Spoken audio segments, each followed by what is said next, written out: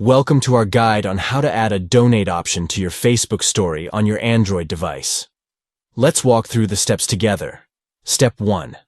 Open the Facebook app on your Android device and log into your account. Step 2. Tap on Create Story located at the top of your feed to start creating your story. Step 3.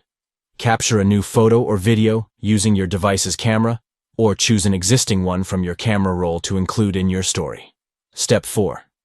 Click on the sticker icon, which is typically a square smiley face situated at the top right of the screen. Step 5. Search for the Donate sticker among the sticker options and add the donation details or cause you want to support. Step 6. Once you've added the Donate sticker, you can freely position it on your story by dragging and dropping it. Step 7.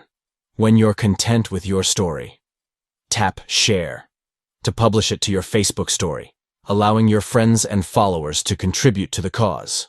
By following these steps, you can easily raise awareness and support for a cause by adding a donate option to your Facebook story. Thank you for watching. We hope this tutorial has been informative in demonstrating how to include a donate option in your Facebook story on your Android device. Share your passion for a cause and make a positive impact through your stories on Facebook.